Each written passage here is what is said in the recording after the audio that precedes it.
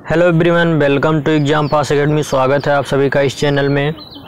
तो दोस्तों, आज हम लोग इस वीडियो के अंतर्गत देखने वाले हैं टॉप 10 महत्वपूर्ण क्वेश्चन। तो चलिए हम लोग शुरू करते हैं। दोस्तों, वीडियो को पूरा वॉच कीजिए और पूरा टेस्ट दीजिए और लास्ट में कमेंट करके बताएं कि आपका कितना क्वेश्चन सही हुआ। इस वीडियो में 10 प्रश्न सम्मिलित किए गए हैं और प्रत्येक प्रश्न के लिए 10 सेकेंड का समय दिया जाएगा और अपना आंसर आप लोग कमेंट बॉक्स में कमेंट करके सबमिट करेंगे और लास्ट में टेस्ट कंप्लीट होने के बाद आप लोग बताएंगे कि आपका कितना क्वेश्चन सही हुआ। कमेंट करके ज़रूर बताएं। तो चलिए हम लोग शुरू करते हैं। हमारा पहला प्रश्न है, भारतीय संविधान के किस अनुच्छेद में नागालैंड राज्य के लिए विशेष उपबंध है? तो आपका समय शुरू होता है। समय शुरू हुआ आपका, चलिए बताइए।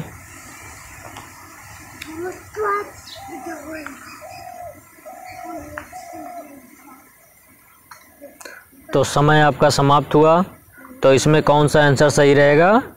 इसमें आपका ऑप्शन ए सही है। अनुच्छेद 371 का में नागालैंड राज्य के लिए विशेष उपबंध है। तो चलिए अब आपका आता है क्वेश्चन नंबर 2। हिंदी के विकास के लिए निर्देश कौन सा अनुच्छेद देता है?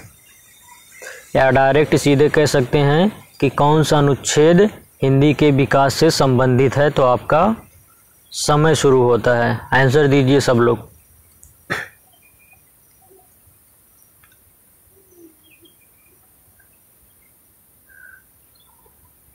समय समाप्त हुआ। तो इसमें कौन सा ऑप्शन सही रहेगा? ऑप्शन बी, अनुच्छेद 351। आगे आपका आता है क्वेश्चन नंबर 3 है, संविधान के भाग 16 में किसका वर्णन है? आरक्षण, राजभाषा, आपातकाल, निर्वाचन। किसका वर्णन है? आपका समय शुरू होता है।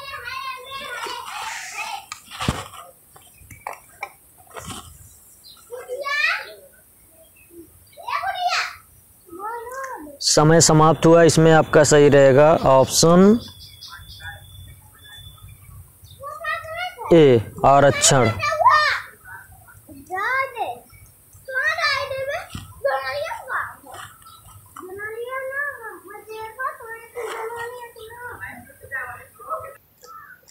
तो आपका भाग 16 किससे संबंधित है? आरक्षण से संबंधित है। उसके बाद आपका आता है अगला क्वेश्चन नंबर 4 है, अंतर्राज्यीय परिषद के संबंध में विशेष उपबंध किस अनुच्छेद में किया गया है? ये आपका समय शुरू होता है।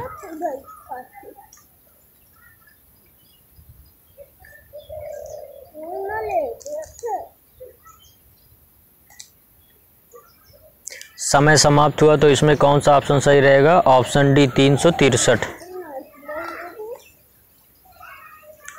उसके बाद आपका आता है अगला क्वेश्चन नंबर 5 है, संविधान के किस भाग में निर्वाचन संबंधित या कह सकते हैं संविधान के किस भाग में निर्वाचन से संबंधित उपबंध किए गए हैं? तो आपका समय शुरू होता है। या सीधे कह सकते हैं निर्वाचन का वर्णन किस भाग में किया गया है? तो आपका समय समाप्त हुआ। इसमें कौन सा सही रहेगा? ऑप्शन बी, भाग 15। अगला क्वेश्चन आपका आता है क्वेश्चन नंबर 6, राज्यों के राज्यपाल की नियुक्ति किस अनुच्छेद के अंतर्गत होती है? तो आपका समय शुरू होता है।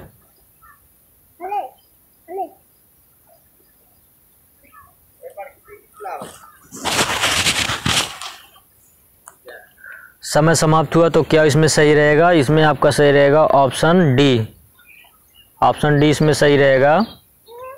155, अनुच्छेद 155 में राज्यों के राज्यपाल की नियुक्ति का वर्णन किया गया है।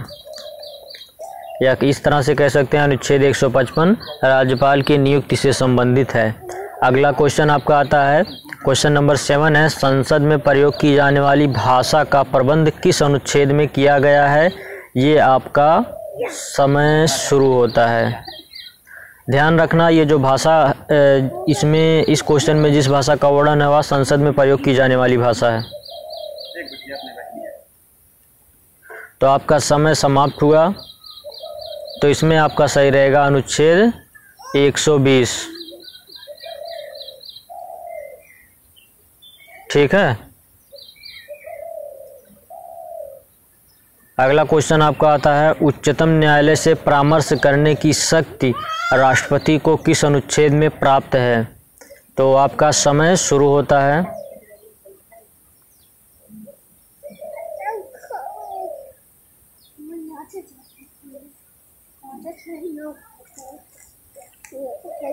तो समय समाप्त हुआ। तो कौन सा ऑप्शन इसमें सही रहेगा? इसमें ऑप्शन बी सही रहेगा, अनुच्छेद 143। ठीक है। उच्चतम न्यायालय से परामर्श करने की शक्ति राष्ट्रपति को किस अनुच्छेद से प्राप्त है? तो अनुच्छेद 143। उसके बाद अगला क्वेश्चन आपका है, उच्चतम न्यायालय के गठन का वर्णन किस अनुच्छेद में किया गया है? आपका समय शुरू होता है।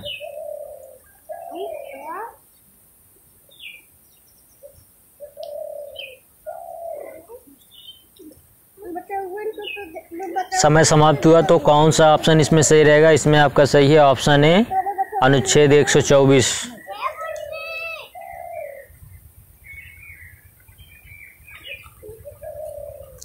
उसके बाद आपका आता है अगला क्वेश्चन नंबर 10 है, अनुच्छेद 89 किससे संबंधित है? लोकसभा अध्यक्ष, सदनों में अभिभाषण, राज्यसभा का सभापति, इनमें से कोई नहीं।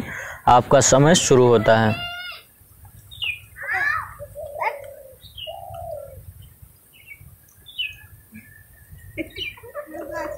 तो आपका समय समाप्त हुआ। तो इसमें आपका क्या सही रहेगा?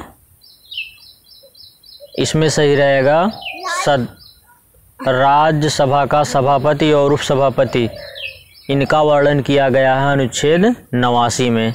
ठीक है। तो दोस्तों, वीडियो पसंद आया तो लाइक ज़रूर कर दें और चैनल को सब्सक्राइब नहीं किए हैं तो सब्सक्राइब कर दें, जिससे हर नोटिफिकेशन आप लोगों को मिलता रहे समय समय पर। बाय बाय दोस्तों, जय हिंद।